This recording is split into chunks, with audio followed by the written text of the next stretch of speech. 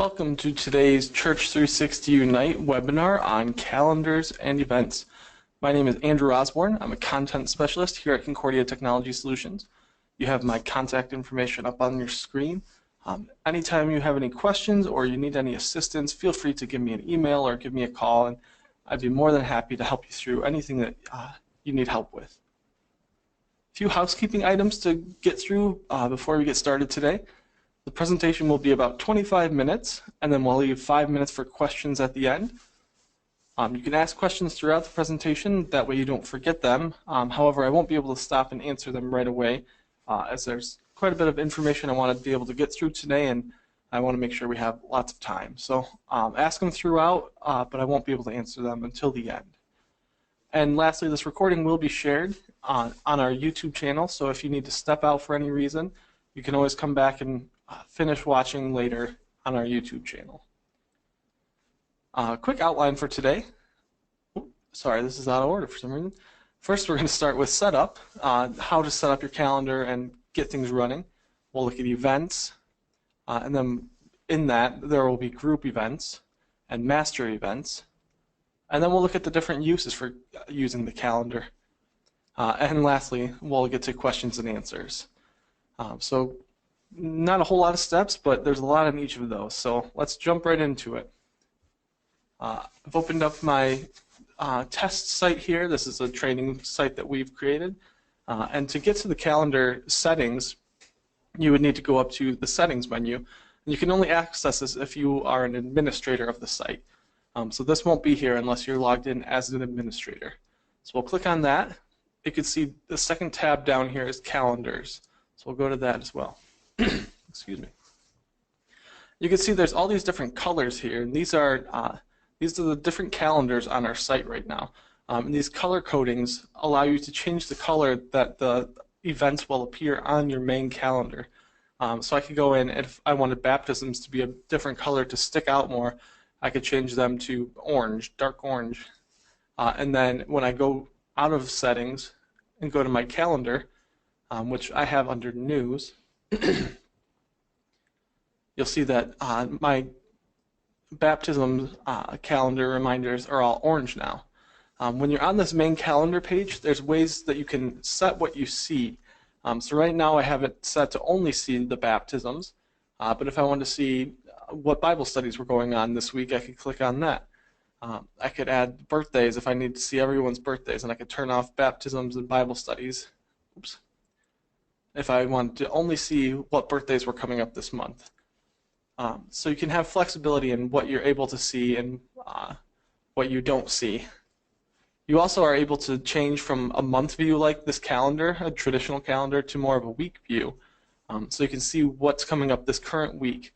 This is really handy for, say, a pastor who has to do visits each week, and he can schedule all those visits into the calendar and then see a weekly view of what visits he has coming up and things like that.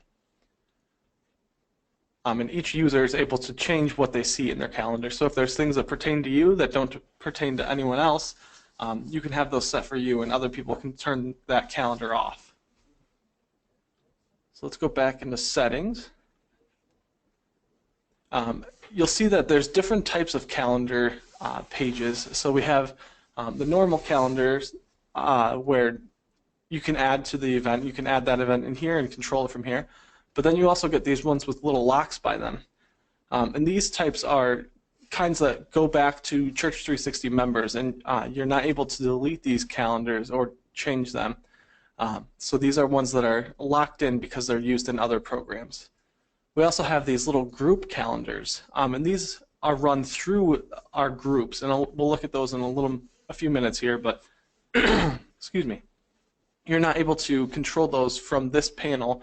You would have to do that from the group settings. And again, we'll look at that in a few minutes here. On the normal calendar views, though, you are able to click on it. You can change the name of it. You can mark who can see this calendar. So if you don't want anyone to see it, you could change it. If you want people to only see it when they're logged in, you could set it as users, or you could have it open to the public. So let's see, a good one for that would be church events.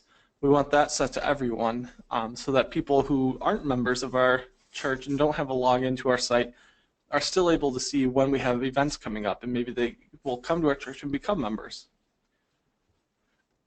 Under the calendar settings, you also have an ability to sync events from your Google Calendar. So if your church uses Google Calendars, you're able to add those in here, and they can flow into your church website.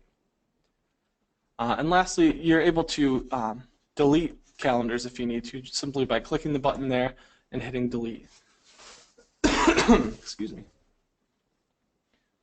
So that's the basics for the settings. It's all pretty straightforward.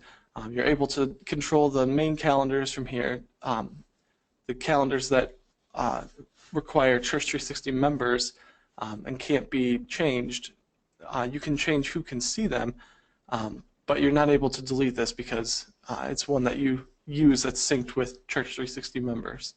And then, like I said, the group is controlled from the group settings. So we'll leave that. So now let's exit out.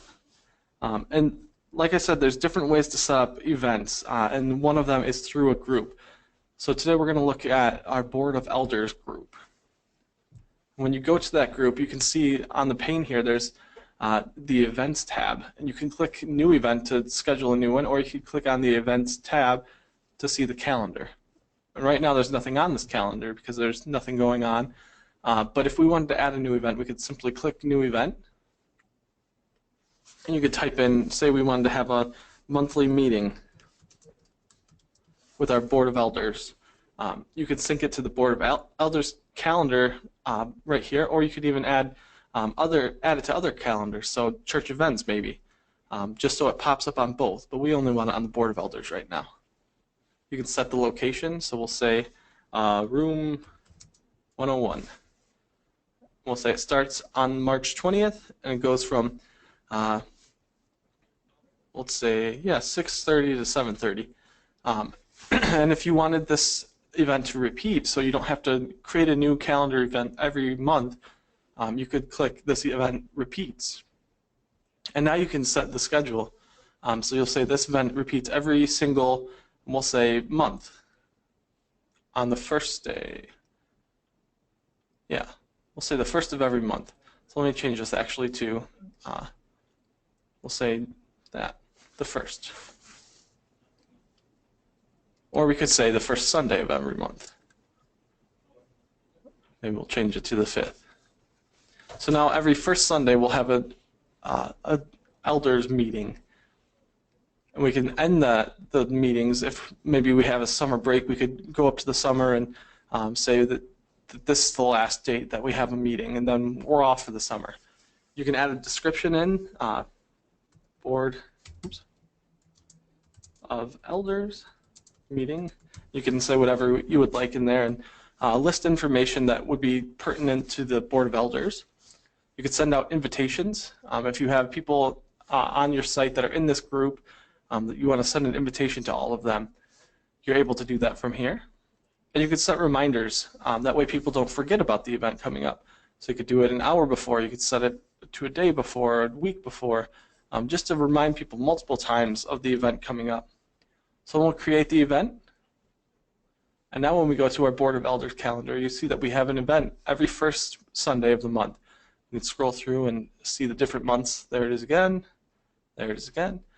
So it's easy to set up recurring events so that people know when things are happening in your group and are able to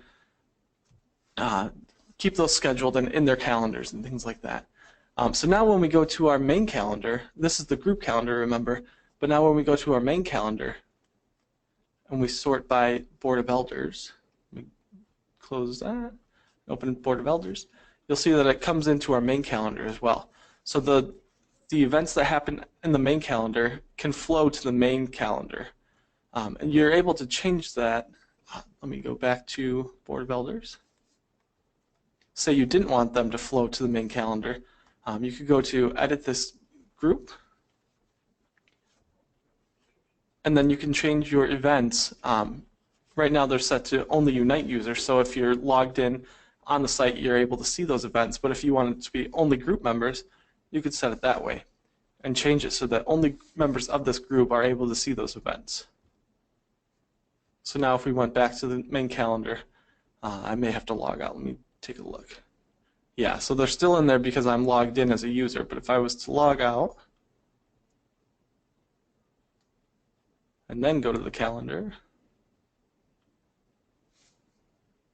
you wouldn't be able to see those Board of Elder meetings. They're gone completely from the calendar. So you're able to set meetings that only certain people can see and others aren't able to see those events. Let me log back in real quick.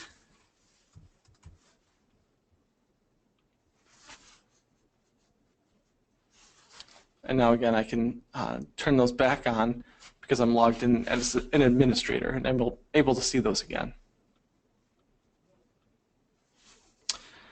You can also create calendar events by not using the group events, but through the main calendar. So say you want to create a new altar guild meeting. You could turn that on, and I'll say new event. And I'll just say monthly meeting.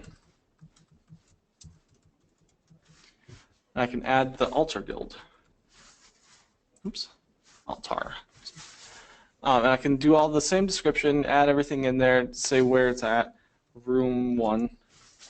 Say when it starts, this event repeats we'll say every week. We're going to have a weekly meeting on Sundays. And that's when it starts, and we'll say it goes on forever. We could add in a description, invite people, and add reminders, just like you can in events, or in groups, excuse me. So you can really easily add what rooms are being used. So that way you can control who's reserving rooms, and you can see what rooms are available and what rooms aren't, simply by creating an event and having those rooms reserved.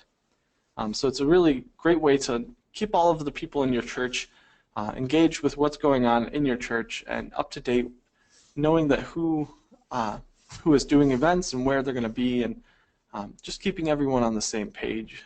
You can create as many calendars as you want and have them separated any way you want. So if your youth want their own calendar, you can do that. If you want a calendar for worship, you can do that. Your VBS team needs their own group, you can add that in. Softball team, really anything you can think of, you can create a calendar event for. So it's a great way to keep your church organizations and ministries organized so that everyone knows what's going on. So that's really the basics for calendars. It's very similar to any other calendar program you might use. You don't have to click on the new event button up here to add a new event. You can simply click on the date and that window comes back up. So it's really easy to control and create views that are useful for you. Again, different people will use them different ways. A pastor may use them differently than a youth director will. So it really depends on what you need to see and when you need to see it. With that being said, if there's any questions, I would love to answer those. I'll give just a few minutes to see if anyone has any.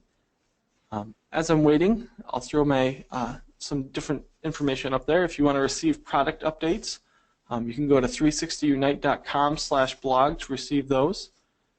We come up with new updates and things like that to the software. So if you want to see what those updates are and learn how to use them, you could feel free to subscribe to the blog and you'll get that information. We got one question. Can you go back to the elders group page, please? Let's take a look. Under ministries, Board of Elders. Is there a specific question about it? Under events.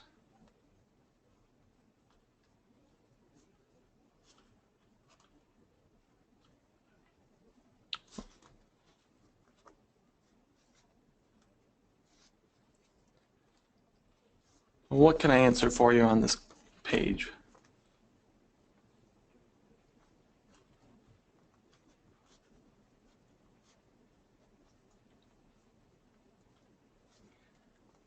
What's the difference between creating a web page and a group page that showed what you demonstrated? So I think what you're asking is the difference between groups and pages. Groups are areas that only certain people can see. So we talked about this in an earlier webinar, so you can always go back and review that. But just as an overview, to create groups, you would go up here and click on Add a New Page, and you would click on this Group button here and create the page. So now you can, we'll just say New Group. And you create groups, that way you can make certain content available to only certain people and excluded from other people. So now that we have that in there, let me save the changes and exit out so you can see what it looks like. Where did I just put that? Under here we have New Group. So I can click on this group, and now it takes me to this new page where only certain people who are logged in as group members are able to access this content. And I can set up who's allowed in this by going to the Members tab, and I can invite certain people. I can allow people to request access to this group. But if there's people in the public who I don't want to see information in this group, say we have conversations in this group on the discussion page that we want to keep private for people's safety and so that people feel free to discuss things, we can set this group to private so that only the people we want in this group are able to access the content. Now, compared to other pages, like say our What to Expect page, this is just a normal page. This just has information that's available to anyone. So this, we can add content that we want everyone to be able to access, and the groups are content that we only want certain people to be able to access. And the calendars kind of go the same way. In the group calendars, only people who are in the group, if you have it set up this way, only people who are in the group are able to access that information, whereas on the main calendar, you can have it set up so that everyone sees the information. And like I said earlier, the group content can flow to the main calendar, or it can stay just in the group calendars. So it all depends on how you have it set up. It's flexible depending on what your needs are.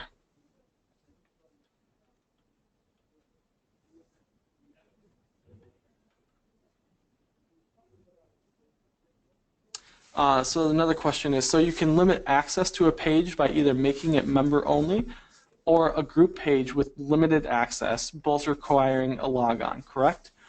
Yes, that is correct. So if you go to your pages up here, you'll see that we have some that are set to members only. You'll see that this one is a group page. Oh, sorry, that's our members page. These ones are group pages. These are different groups that we've set up, and we have them set to members only. If you wanted it open to the public, you could click on it and hit public. Oh, sorry, I forgot. Groups, you can't do that from this page. You have to do that from within the group page. I'll show you that in a second here. But say this is a normal page we have. If I wanted to set this private so that only certain people who are logged in are able to access that page, I would just click on it and hit private. And now you would have to be logged in as a member to see that page. And within groups, if you click on the group and go to the Edit This Group tab, you can change who's able to access the different pages. So if you wanted everyone in the public to be able to access the events, you could set that here, or if you wanted only members to be able to access the events, or members of the group even, or even just group leaders. You can set all that through here. Hope that answered your question. If not, let me know if I need to explain it a little better. Okay, great. So any other questions I can help with? Thanks for asking that, Jim. While we're waiting, here's the blog updates again. You go to 360unite.com/blog to receive product updates. Here's my contact information again. Feel free to email me or call me if you can't think of a question right now, but if one comes up later, don't hesitate to reach out to me and ask me later on. More than happy to answer any questions you can come up with. Wait just another minute or so to see if we have any questions. Again, here's where you receive the product updates. When we have bug fixes and new releases and things like that, you'll receive blog updates telling you what those releases are and how to use them and what they can do for you. So it's a really great thing to follow and keep up on how you can use this tool to further your ministry. And again, here's my contact information. Feel free to reach out to me, or you can contact our software support team through email, or you can give them a call and they can walk you through any problem, and they can even remote into your computer if you would like them to, and help walk you through the steps. So we have lots of ways to help you learn how to use this really great tool. I'm not seeing any other questions, so I guess, again, you can contact me later on if you think of one, but for now, thank you so much for joining me today, and I hope you were able to learn how to use this tool to further your ministry and really make getting information out to your members easy. So thanks for joining me, and have a great day.